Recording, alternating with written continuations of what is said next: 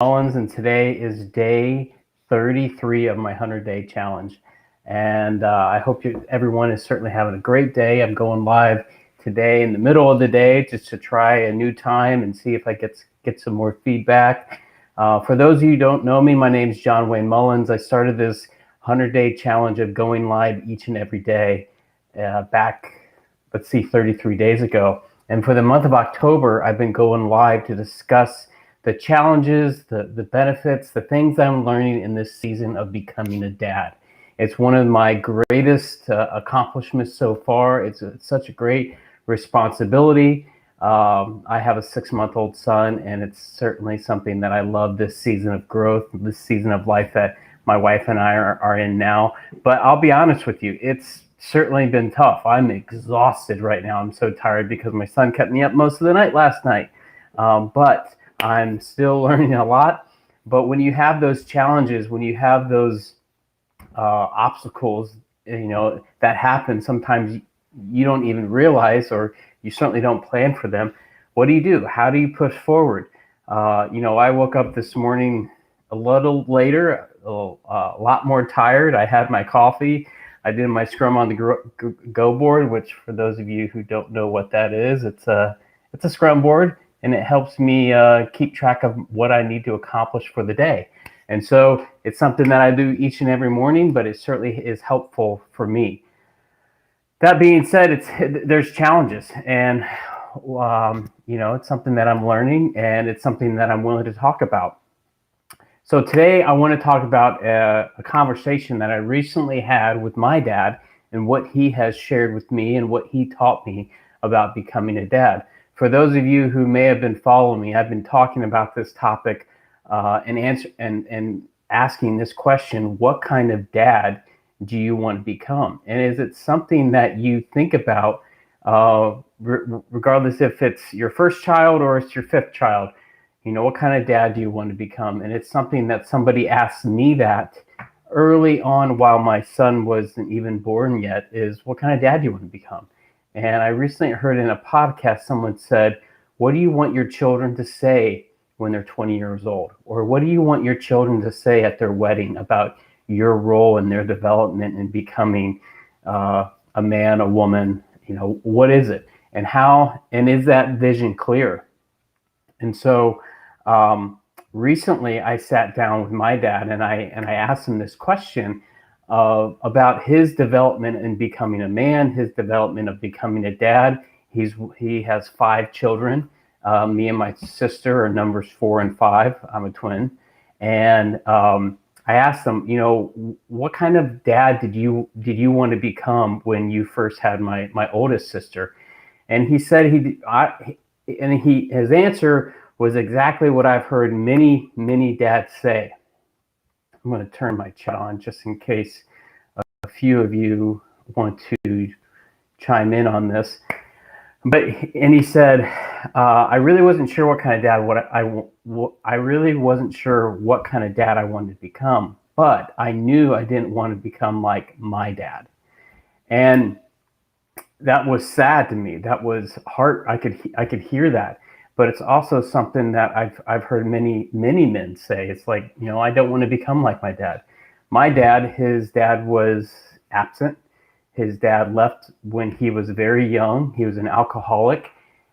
He left his family. My dad had 4 brothers and sisters, and he left. He was gone. And so while my dad was growing up, he didn't have an example of a great dad or a great fatherly figure in his life. And so it certainly impacted his growth and his development, and certainly how he saw what it meant to be a dad. Who can relate to that? And so I asked him, what did he do? Here you are, you met my mom, you're about to have your first child. What did he do? And he said something to me. I'm so glad I had this conversation with him. And it really speaks volume to what I've been learning, what I've been talking about these last few weeks, is you can't do this alone. One of the things that he did was he surrounded himself with other men who were about 10 years older than him.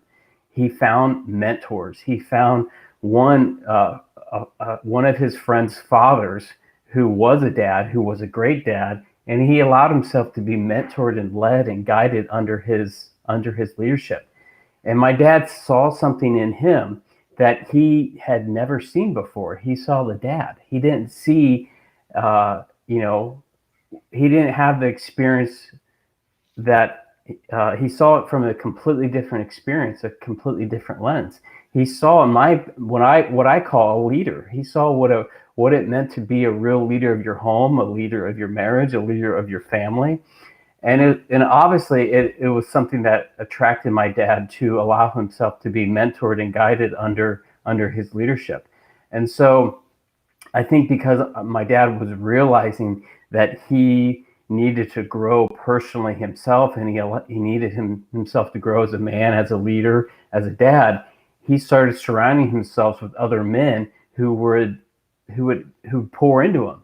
And I think that's so applicable to today's society, is that, you know, other men have a story to tell. Other men want to be able to mentor and guide and lead and coach other men who may be in the same season that they are in.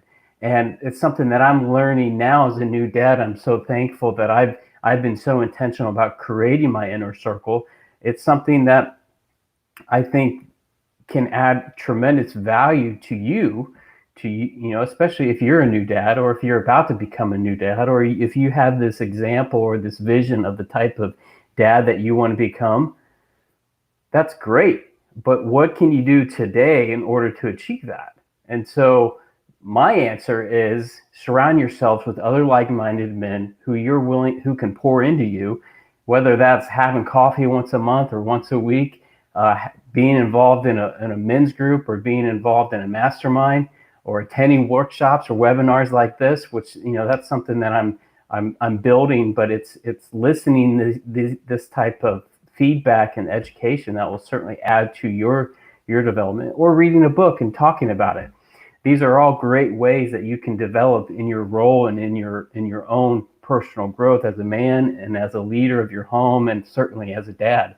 So I'd really like to hear from the dads out there who may be 10 years older than me, or they may be in the thick of it right now. What are you doing to develop yourself as a dad right now? Or what did you do when you were early, when you had that 1-year-old, or when you had that 6-month-old, or even when you were preparing yourself to become a dad? What did you do to make sure that the vision was clear of the type of dad you wanted to become? And, if you have 20-year-olds and you have a great experience, or, you've learned lessons, or you've learned what not to do, how have you managed to stay focused on, hey, this is my goal, this is what I'm trying to accomplish in myself, this is what I'm trying to accomplish and create the type of man or type of woman that I'm trying to create in my son or daughter? I'd love to hear those answers. I'd love to hear those feedback. And I certainly value all the comments and emails and everything that I've been getting just in these last few weeks. So thank you. Thank you very much. One last thing before I end. This Saturday, I'm doing a live webinar. You have to register, and I will put I'll put it in the comments below, but I'm having a webinar about the 10 most common challenges every new dad faces and how to overcome them. And this is something that I've experienced, but in these conversations that I've been having, these 10 things keep coming up. And so I want to talk about them. I want to share them, especially if you are that new dad, or if you know a new dad, or if you're a new mom and your husband could benefit from this. Invite them to this, send it to me, or send this to them, or send me a direct message or comment below, and I'll be happy to send you the invite. Like I said, I will post the comment for the registration below, but for those of you who are on LinkedIn, there will be an event, so you'll be able to catch this directly through the LinkedIn event as well. So until tomorrow, be awesome, be great, have a good night, or have a great day, and be well. Take care.